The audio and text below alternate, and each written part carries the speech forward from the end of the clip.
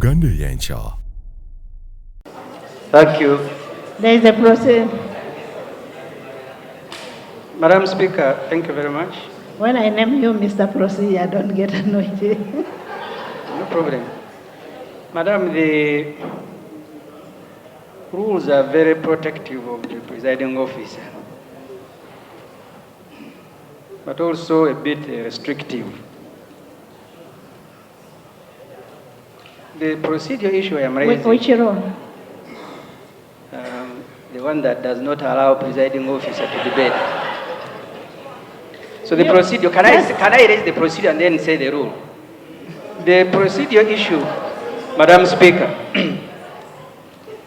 we have had generals, some members of this House, some former members of this House, including General late now Pecos Kutesa, who was an MP in the last Parliament, the Honorable General Matayo Charigonza.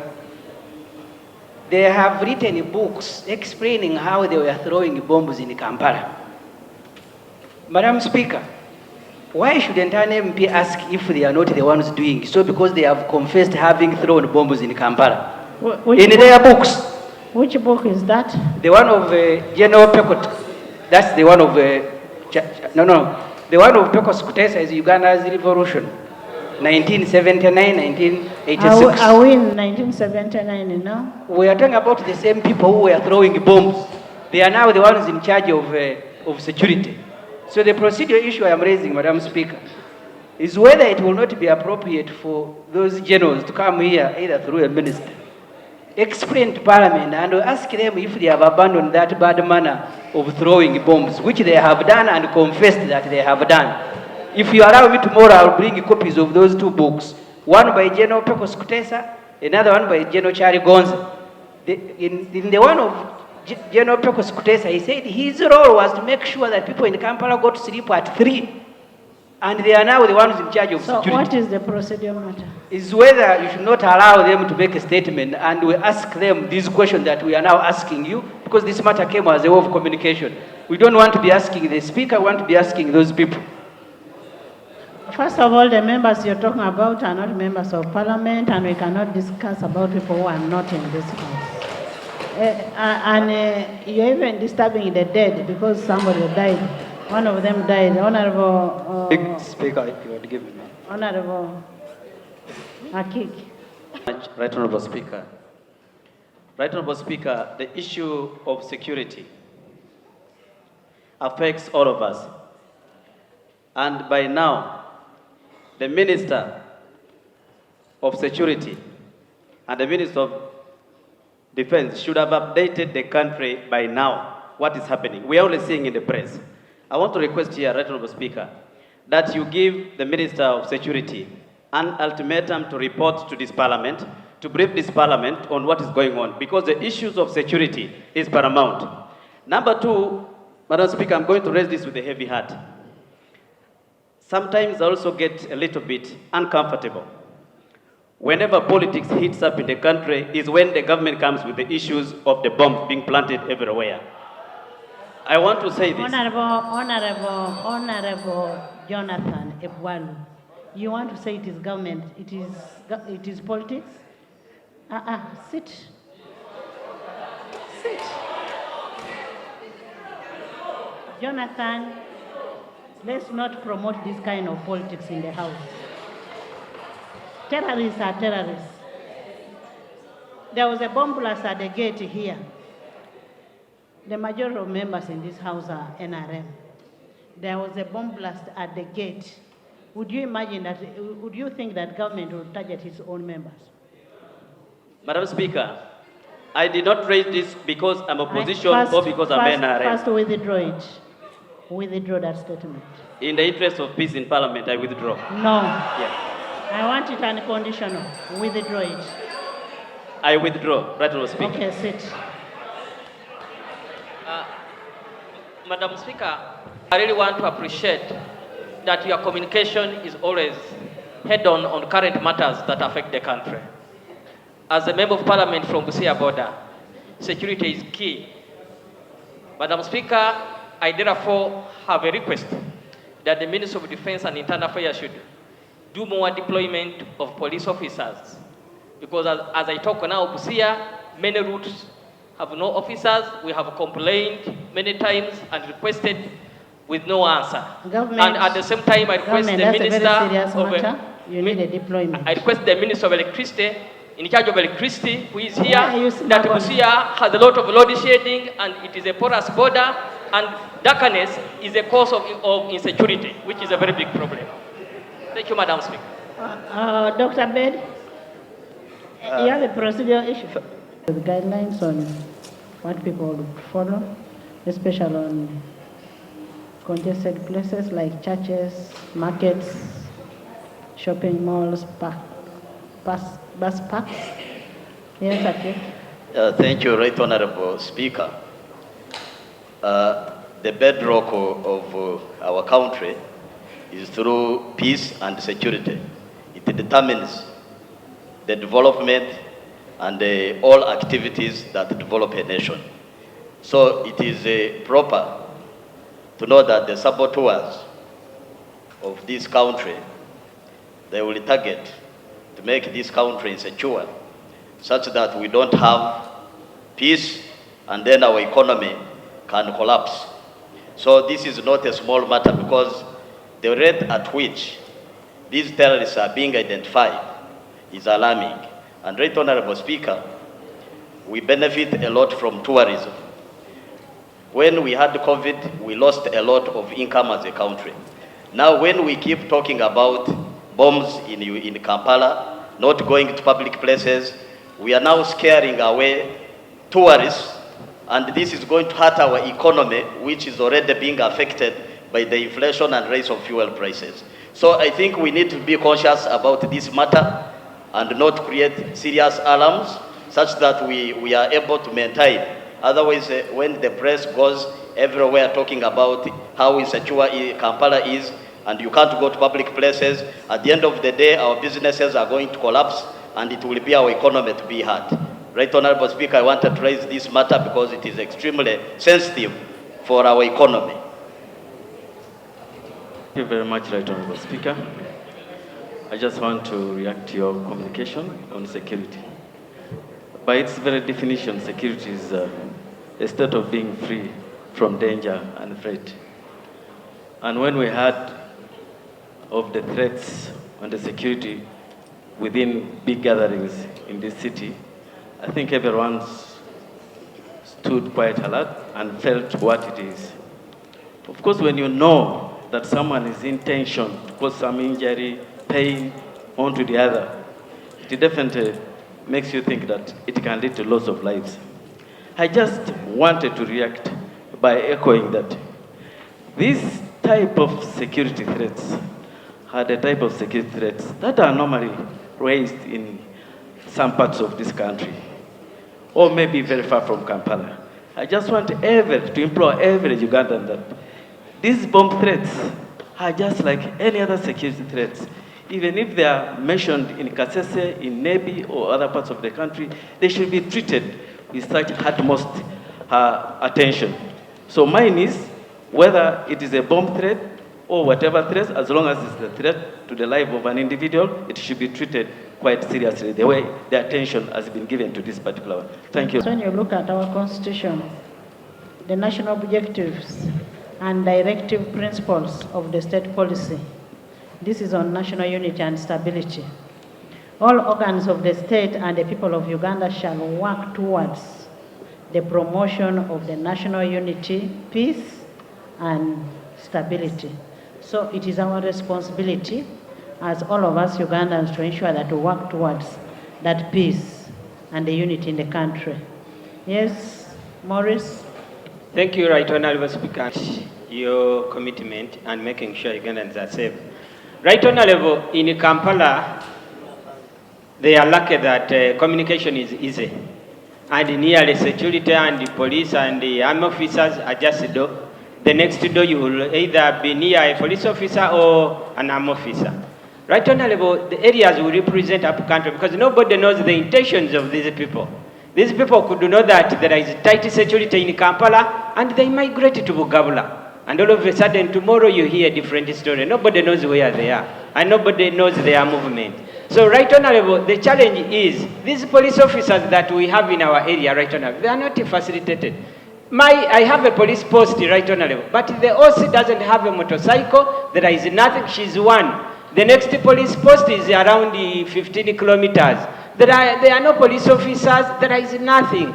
Right Honorable, through your office, can we have, since we have this scare, can we have really police come to the rescue of these people, give motorcycles, put fuel? You find somebody there, he or she doesn't know what to do next. Can we facilitate these people and see how best they can rescue? Because the following day, Right Honorable, these people could move from Lubaga, and you will hear they are in Kamuli, in Bugabula South, and I will come here and begin crying. Before I cry, Right Honorable, let the officers get facilitated and see how best we can move. He has finished. Right Honorable Speaker, I want to react on your communication on security.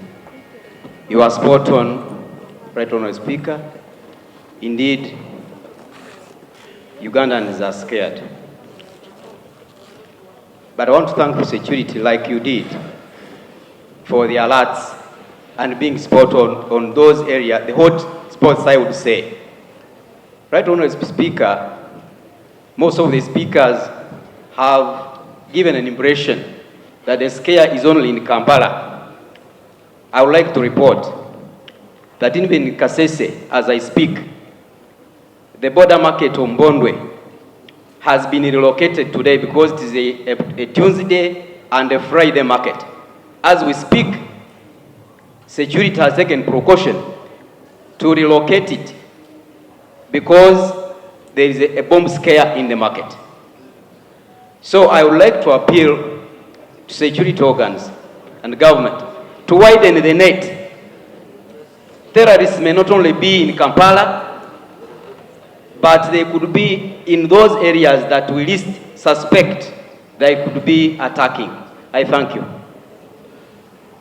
Speaker. Regional Speaker, when I received the order paper, I ordinarily was expecting the Defense or Internal Affairs to have asked for space from the Speaker to debrief the nation. Where I stay, that side of Kampala was literally paralyzed yesterday. And you'd expect that Defense and Internal Affairs would be sensitive to even move ahead of the Speaker and ask for space. When I didn't see it, I was like, probably the Speaker will invoke her powers to afford them space to come and make a statement on such a very serious national matter. And when I heard the Speaker taking matters in her hands when there was a no-show from Cabinet, it speaks partly to what we lost in the Honorable Ssemujju's cynical submission, probably. Of course, the cynicism in his submission spoke a lot to the fact that he doesn't believe security believes they owe the nation an explanation when matters of the nature happen. And Right Honourable Speaker, I think it's a very serious indictment for people managing our security to imagine that Parliament does not deserve the voice of the people, do not deserve to know what's going on and ask particular legitimate questions.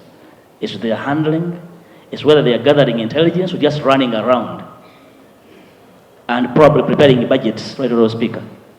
So we demand that the Minister in charge of security appears here and explains before Parliament really adjourns. Why should we tell our voters when we leave this place? That somewhere, somehow, the Speaker is just demanding and you people do not care? And you had a cabinet meeting and you never thought that somebody should come and brief Parliament on this subject, and you have a Prime Minister here? The Speaker must go out of her way to raise this matter for you. We are not refused.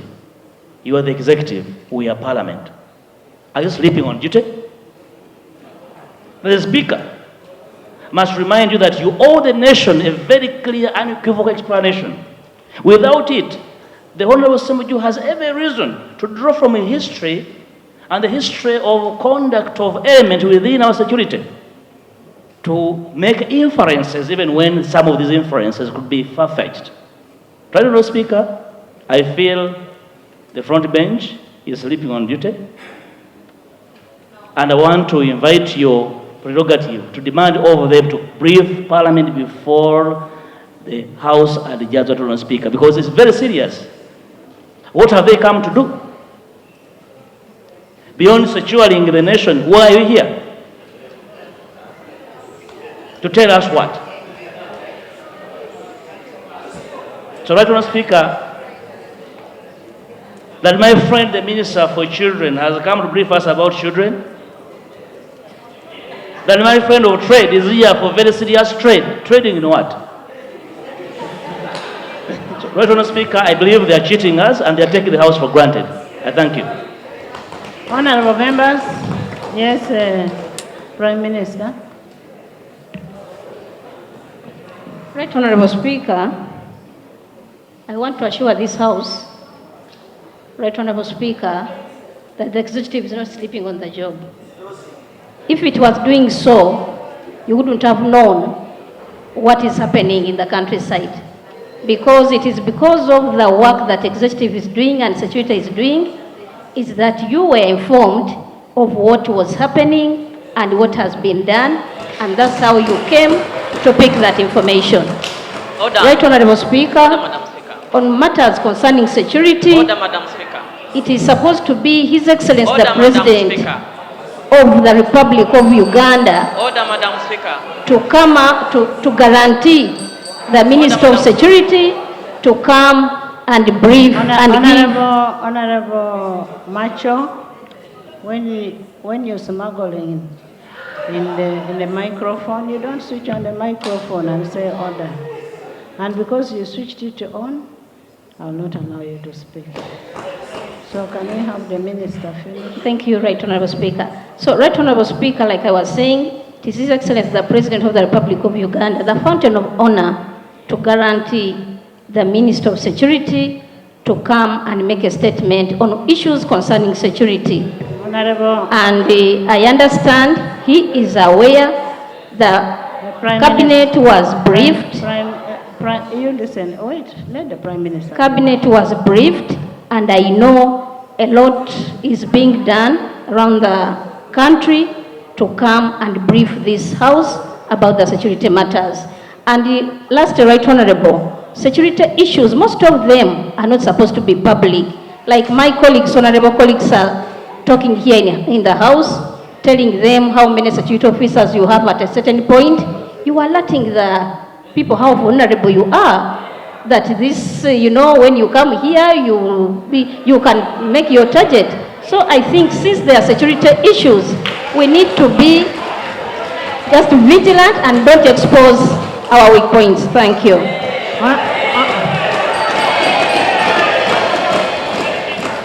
Honorable members, what we are hearing out there about the bombs, whatever is happening is like we are just speculating. Let's not just get up and defend what is not defendable. It is a good thing for you to come and tell this House, on such and such a date, this and this happened, and this is what the plans we have as government. Don't tell us your plans, but tell us we have plans to sort out this. We don't need too much from you, but you need to guide this House, and by extension, you're guiding the nation. You're telling the nation what is outside there. We don't want to know how you handle the bombs or whichever, but tell us what is happening. It is only in this House that the world, the nation will be able to know what is happening in the country. I don't believe in that. And we will not continue listening to Nganda alone. Because for me, I heard from Nganda. From Afande Nganda is where we heard from. Let the minister come and give this House a report and tell us how we should live. If the minister tells us that you should be able to leave Parliament by 6, we don't want you here, we will do that. We need to be guided as a country. Next item. Item 3, statements by ministers on 3.1, the pump prices of fuel. Honorable members, last week I highlighted a spike in the fuel prices and its attendant effects on the prices of other commodities. And when you look at what is happening now, the cost of all commodities have gone high, the cost of living, yes.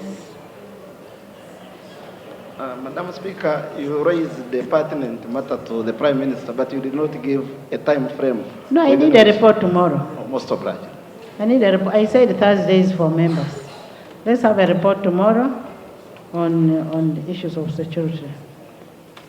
So, Honorable Minister, pursuant to Rule 52, I invite you to come and give this House your report, and by extension, you're giving the report to the country on the immediate, mid-term, and long-term measures that you're putting to ensure that we have fuel prices managed.